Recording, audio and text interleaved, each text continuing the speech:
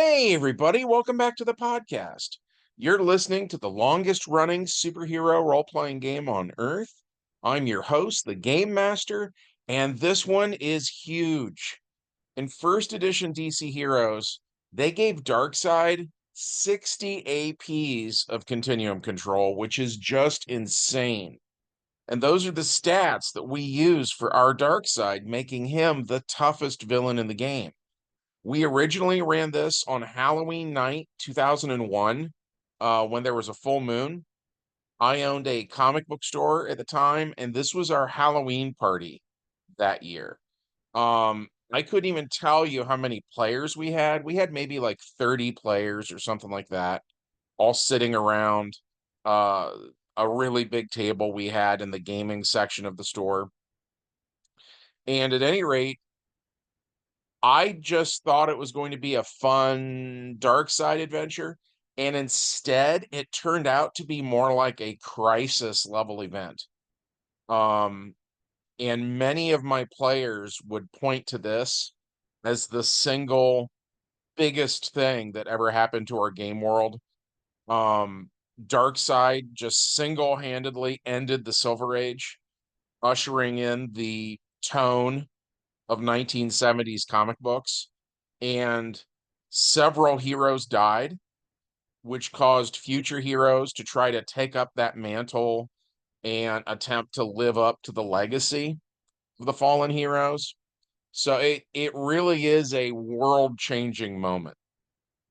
But before we get into that, smash that like button, make sure you're subscribed, ring the bell for notifications, and leave us a comment.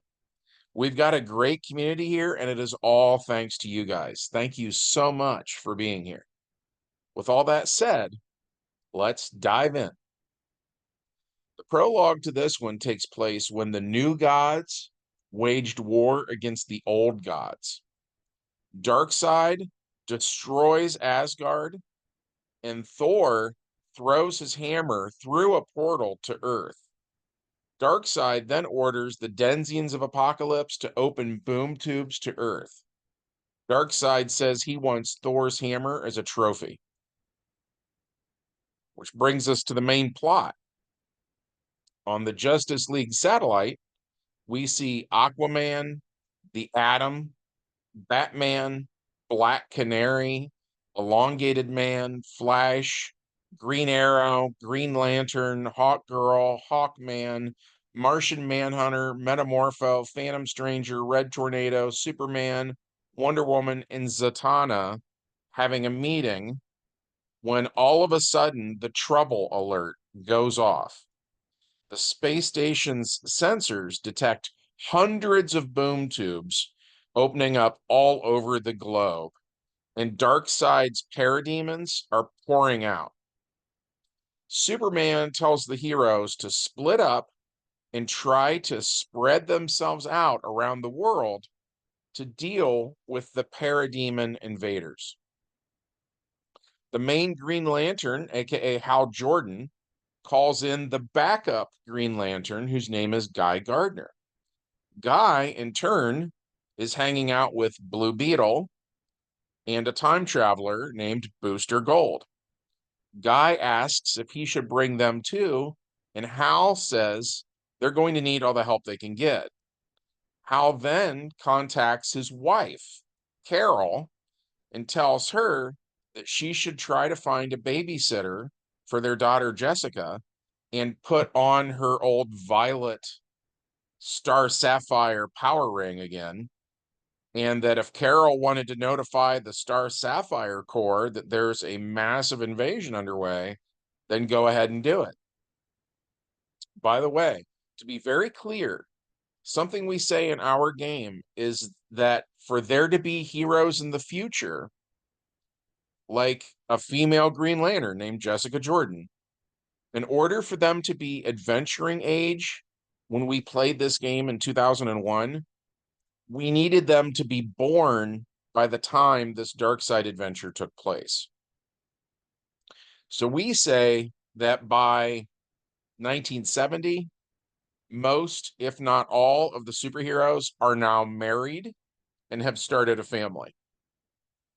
So, seeing that the player who was playing Hal Jordan called in for backup, the player who was playing Aquaman noticed that, and then he did the same, calling his wife Mira, suggesting that she have Volko, who you may have seen him in the comics. He's an Atlantean who is overweight. They want him to watch their son, Arthur, who was born in 1965. That's from the comics, actually, and his little sister, Andrina. So Mira does exactly that, and then she joins the fight too. Meanwhile, at the Avengers Mansion in New York City, Thor's hammer had flown through a portal that looks like the same kind of portal the Avengers saw Thor make in the past. He would spin his hammer and it seemed to create something akin to a wormhole. And Thor had explained that this only allowed him to go from Earth to Asgard. That's it. There's a limitation on that power. So that said, several Avengers try to lift the hammer and can't, but Captain America can and does. And since he is worthy, he now possesses the power of Thor. So Captain America spins the hammer and creates a portal to Asgard. The Avengers pass through and see that Asgard has been destroyed. Captain America orders them to search for survivors. So Ant-Man, the Black Knight, Black Panther, Black Widow, Hawkeye, Hercules, Iron Man, Quicksilver, Scarlet Witch, She-Hulk, Swordsman, Vision, and the Wasp begin searching the rubble, checking each body for signs of life, etc. And of course, they begin searching for Thor, hoping he's alive, not knowing that at this point in our story, Darkseid has killed him. Back on Earth, a boom tube opens in the underwater kingdom of Atlantis, and from it comes Darkseid's Deep Six group.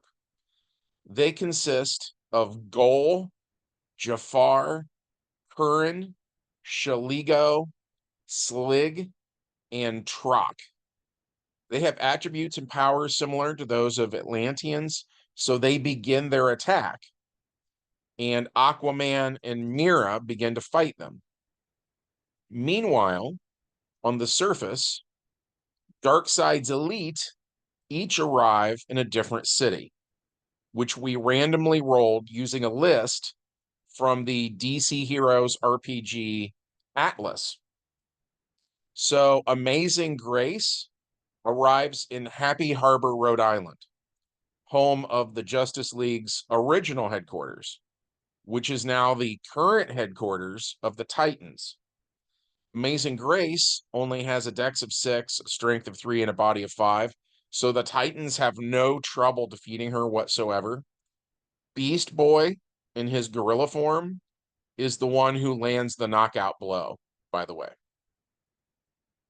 Bernadette arrives in Civic City, Pennsylvania, the former home of the Justice Society of America. Here, she encounters the Martian Manhunter and his wife, Mary, who punches Bernadette, knocking her out in one hit. Darkseid arrives in Hub City, Illinois, the home of the Question and the original Blue Beetle, Dan Garrett. While there, he encounters Ted Kord, the second Blue Beetle, as well as Ted's friends, Booster Gold and Guy Gardner. Blue Beetle punches out Darkseid as Guy Gardner destroys the massive war machine that he brought with him. Dr. Bedlam arrives in Star City, California, the home of Green Arrow, and this is a problem because Dr. Bedlam is ghost-like. He has the spirit travel power self-linked. So that means he's intangible. and he currently possesses a physical form called an animate, which has a strength of 7 and a body of 7, which are both superhuman. He also deploys a gadget called a paranoid pill, which produces 25 APs of fog, as well as 8 APs of broadcast empath. So on that level, he's a lot like the villain known as the Scarecrow. Green Arrow falls victim to this and actually dies at the hands of Dr. Bedlam. Glorious Godfrey has been in Metropolis at a TV station called WGBS under his secret identity as G. Gordon Godfrey. And he's been turning humanity against the superheroes for a while now. Superman shows up, reveals who he really is and what he's been doing, and explains to the audience at home that Godfrey's real goal has been to make Earth an easier target. As that is happening, Paradise Island is attacked by Grail, who is Darkseid's daughter. But Nubia and the other Amazons defeat her and tie her up with their lassos. Elsewhere, Granny Goodness arrives in Midway City, Michigan, the home of Hawkman, Hawkgirl, and the Doom Patrol. Granny kills the chief, aka Niles Calder, as well as Mento, Steve Dayton, and Negative Man, Larry Trainer. Robot Man, aka Cliff Steele, is torn apart by Granny. And if he was a flesh and blood person, he would be dead too. But because he's a full conversion cyborg, his human brain is still alive and on life support, waiting to be rescued. Granny Goodness defeats Elastigirl, aka Rita Farr, and says that Rita will be the newest addition to Darkseid's female Furies. That's when Hawkman and Hawkgirl show up and see all the damage Granny has done, right? They see the Doom Patrol decimated. So Hawkman and Hawkgirl fight her, but two things are worth mentioning. One is Granny Goodness has 8 APs of armor, and that makes all the difference in this fight, right? The other thing was Granny just kept rolling doubles. It was crazy. So Granny came off as just one of the most powerful characters from Apokolips. So she kills Hawkman too. And if you followed the game, you know, we don't kill Hawkman off and reincarnate him. We just made him more like a Highlander where he was like immortal.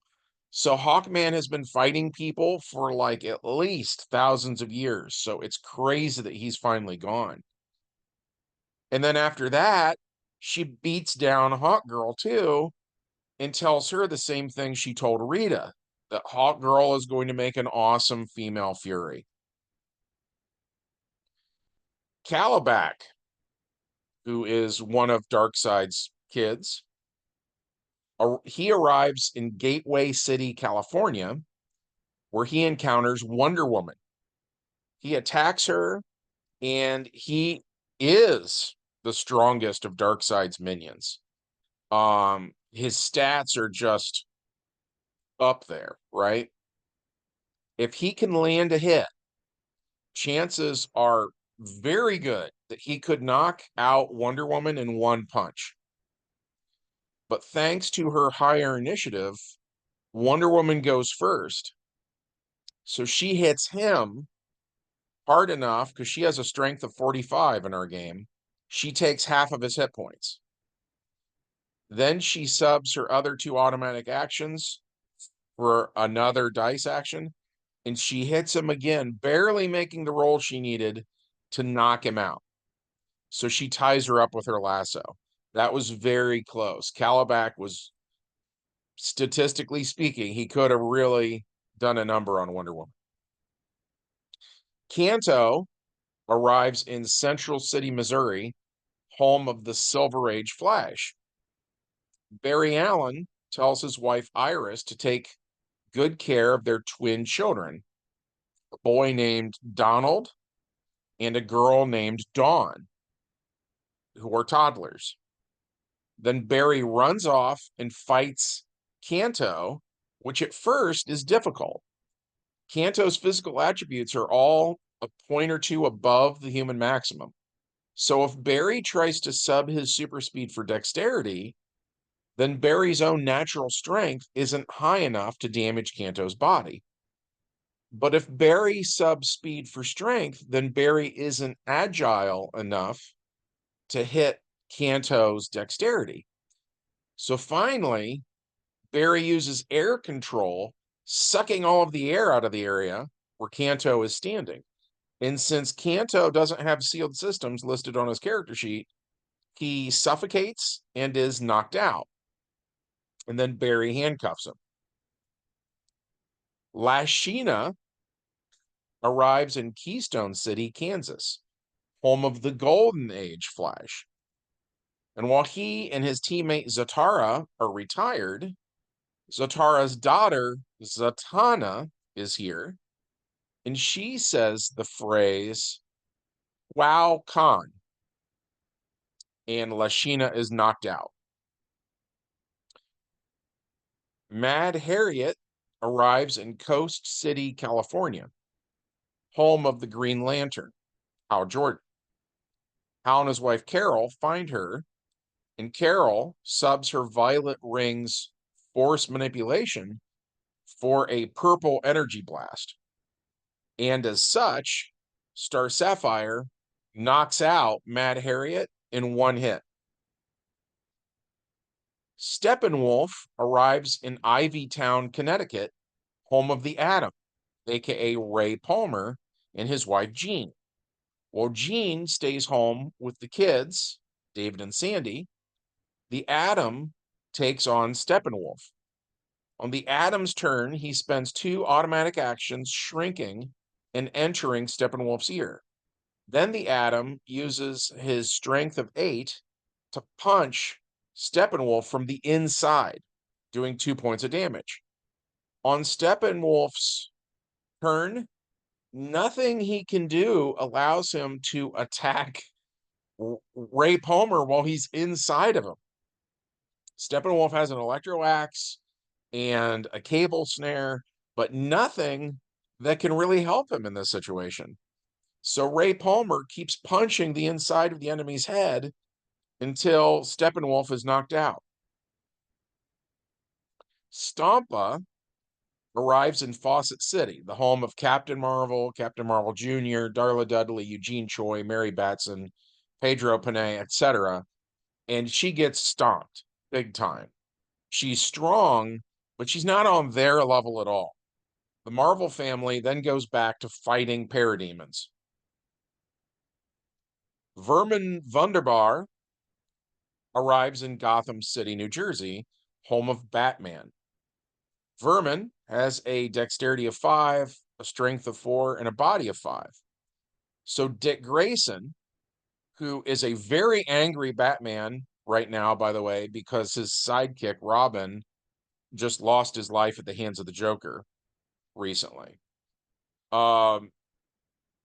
So Dick subs his martial arts for how hard he can hit, and he just beats the crap out of Vermin Wunderbar. So Batman wins. So now that that part of the adventure is over, Aquaman surfaces and reports that the Deep Six have been defeated. Batman reports that Vermin Wunderbar is down. Flash reports that Kanto is down. Green Lantern reports Mad Harriet is down. Martian Manhunter reports Bernadette is down. Superman reports Glorious Godfrey's down. Wonder Woman reports that Calabac is down. Atom reports Steppenwolf is down. Blue Beetle reports Desaad is down. Captain Marvel reports Stompa's down. Nubia reports that Grail is down. Wonder Girl reports that Amazing Grace is down. Zatanna reports Lashina is down. Green Arrow fails to report in because Dr. Bedlam killed him. And Hawkman and Hawkgirl fail to report in because Granny Goodness defeated them. So Black Canary and Red Tornado go to check on Green Arrow, and Black Canary finds the body of Oliver Queen and freaks out. Red Tornado radios in, then uses his air control to deal with the paranoia gas in the area. But then Dr. Bedlam abandons the body that he was possessing, and instead he possesses the Red Tornado's android body, which he then uses to attack Black Canary. So the Phantom Stranger goes there and he manages to banish the spirit of Dr. Bedlam to an entirely different part of the space-time continuum, excuse me. Black Canary starts killing parademons with her canary cry because she is so upset that Green Arrow is dead. The Phantom Stranger reminds her that the Justice League forbids killing, and she says she doesn't care, and then she screams another parademon to death. Elongated Man and Metamorpho go to where Granny Goodness is, but she takes them out too. So Wonder Woman goes there, and Granny Goodness decides that Wonder Woman would be the ultimate female Fury. So they begin to fight. Meanwhile, a portal opens up in New York City in front of Avengers Mansion, and several innocent bystanders hope that the Avengers are returning from the ruins of Asgard to help save the day, but it's not. It's Darkseid, the being who killed Thor and destroyed Asgard, and he's here to look for Thor's hammer. He obliterates the mansion's defenses and can sense the hammer's energy, but he can't find the hammer itself. Superman shows up and tells Darkseid that it's over. Darkseid says, on the contrary, things have only just begun. So Darkseid subs his 60 APs of Continuum Control for Energy Blast, which he uses to hit Superman, doing 24 points of damage. So just like that, Superman has lost half of his hit points in a single blow. And he has never encountered anyone of this magnitude before. Darkseid spends his remaining automatic action telling Superman to kneel before him, and in return for his subservience, he will allow Superman the privilege of serving him as his herald. Superman punches Darkseid instead, and it's Superman's strength of 50 versus Darkseid's body of 27. So Darkseid takes 24 points of damage, which is almost enough to knock him out, but not quite enough. Moving over to where Darkseid was standing was an automatic action, so Superman doesn't have enough actions left to KO Darkseid. Now it's Darkseid's turn, and he subs Continuum Control for regeneration. And just like that, he's back up to full health, which is what makes Darkseid the biggest bad guy in our game. Darkseid then hits Superman with another energy blast, and this time, Superman is knocked out. As Darkseid stands over the body of pre-crisis Superman, monologuing, he gets hit in the back of the head by Superman Red. As before, Darkseid is almost knocked out, but not quite. And just like before, Darkseid subs Continuum Control for regeneration, so he's back to full health. Then Darkseid fires a 60 AP energy blast at Superman Red, taking half his hit points. Darkseid tells him how pointless it is to resist him and urges instead for him to worship Darkseid in exchange for a quick and painless death. Superman Red tells Darkseid to go F himself, So Darkseid stomps on Red's head, knocking him out and grinding his head into the pavement. Darkseid bellows as news cameras broadcast the scene. Peter Parker sees Darkseid take out pre-crisis Superman, and he knows he doesn't stand a chance. He thinks about whether or not he should try, but then he's also thinking about what would happen to his dear Aunt May if he wasn't there to take care of her. But then Spidey is also thinking, but if these guys destroy the world, then Aunt May, something bad will happen to her anyway. So he doesn't know what to do. Darkseid raises his arms and says, "Is there no one on this feeble planet who can give me a worthy fight? Can none of you rise to the occasion now that I have bested both of your Supermen?" And then, just like before, he gets hit in the back of the head, taking almost enough damage to knock him out. And when he turns and looks, it's the Red King and the Hellfire Club members. The Red King says, "Count again, chucklehead."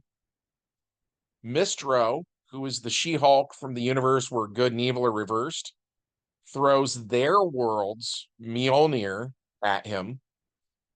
And even though it boosts her strength by 7 column shifts, it still isn't enough APs to do damage to Darkseid. On the hammer's turn, it flies back towards the evil She-Hulk as Darkseid's regeneration gets him back to full health. Janie Slater teleports Darkseid away, only for him to sub his continuum control for the ability to come right back. Eve, the fembot, hacks Darkseid's mother box, causing it to explode on the hip where he carries it, but he takes no damage from that explosion. Alter Girl hits him for all the good it does because he comes right back to full health. Superwoman, who is the evil Diana from the negative universe, tries to use her lasso of submission on him, but instead he grabs it, yanks it to her, kind of like a paddle ball, and then punches her into Mistro, knocking them both out. And the WGBS cameras record it all. Millions of people huddle around their TV sets, wondering if this is the end of the world. Then the Red King picks up the evil counterpart of Thor's hammer from the negative universe, the one you can only wield if you are unworthy. And he brings it down on Darkseid's head. Remember before when all the Supermen with their strength of 50 weren't enough to knock out Darkseid in one shot? Well, the hammer raises the user's strength by 7 column shifts, which means while wielding the Nega hammer, the Red King's new strength is in the 93 to 100 AP range. So when he bashes Darkseid over the head, Darkseid takes 63 points of damage, taking his body down to negative 36. Normally, negative 27 would be death, but Darkseid also has 20 APs of a power called invulnerability, which works in a strange way. He rolls his 20 versus the damage he took, and if he makes the roll, the resulting APs are how many points of body he gets back. But he does fail his roll, so Darkseid is dead. But the Red King doesn't know what all powers Darkseid might have, so he doesn't stop. He brings the hammer down again and again and again, and he literally turns Darkseid's skull into gravel for all the viewers at home to watch. Jim Olsen, formerly known as Jimmy Olsen, is about 50 years old now. He's on the scene as the cameras roll. Peter Parker snaps photographs of the Red King that are going to end up on Time magazine and Life magazine covers. And it's an insane moment, and like nobody talks, everybody's sort of holding their breath. And the Red King looks right into the camera and basically says, I'm sorry you folks at home had to see that. You know, you guys shouldn't have to bear witness to the horrors of war. And then he turns and walks away. And Spiral, who's the chick with 6 arms, she opens a portal back to their home, and those characters leave. And the cameras are still rolling. Superman Red and Superman Blue get to their feet, and they see Darkseid's headless body.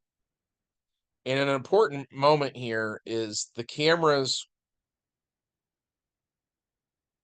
pick up the fact that the Red King and Superman Red look identical, right?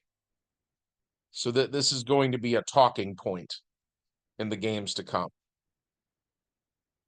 Superman Blue, who is, of course, Clark Kent, says, I think people have seen enough, don't you, Jim? And so that's the end of the feed. Everybody at home, that's where it ends when they're watching TV. Which brings us to the epilogue. The entire world ground to a halt. The attack was like 9/11 on a global scale. Widely considered to be the biggest thing that ever happened.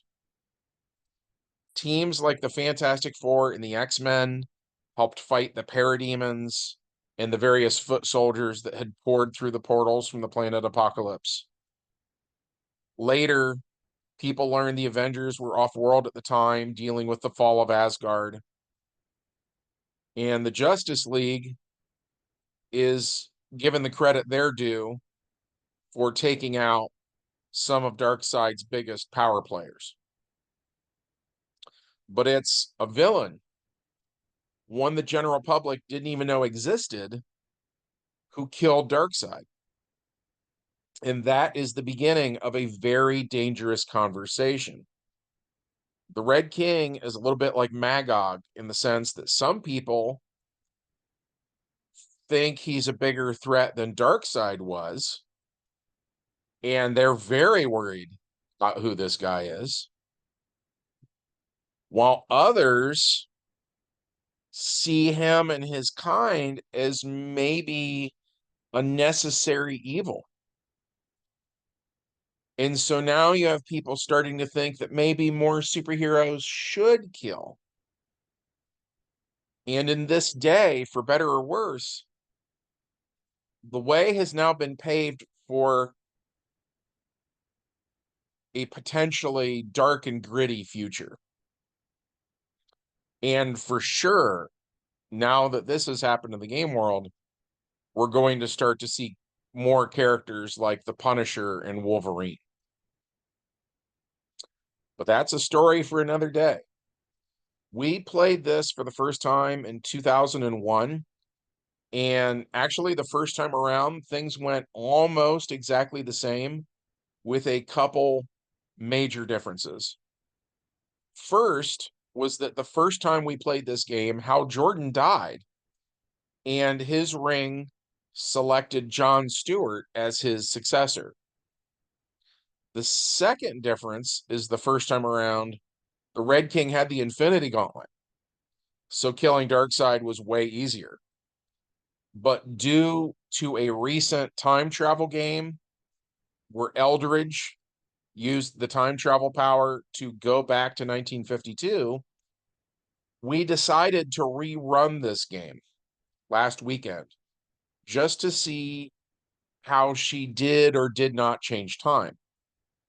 So while I'm sad that several heroes died, I am glad that Hal Jordan survived this time around. So that's one of these ripples in time that Eldridge created, is she actually has created a world where Hal's alive now. Anyways, so we thought this one was interesting. As always, we hope that you did too. If you did think it was interesting and you'd like to support the channel, we would love it. if you took just a second of your time to hit that like button. Make sure you're still subscribed because YouTube loves to unsubscribe people without telling them. Ring the bell so that you know when we upload more content. And as always, leave us a comment. It helps us out with the YouTube algorithm, but we also just love hearing from you guys. So from all of us here at the longest running superhero role-playing game on Earth, we hope all of you guys have a good one, and we'll see you in the next adventure. Bye.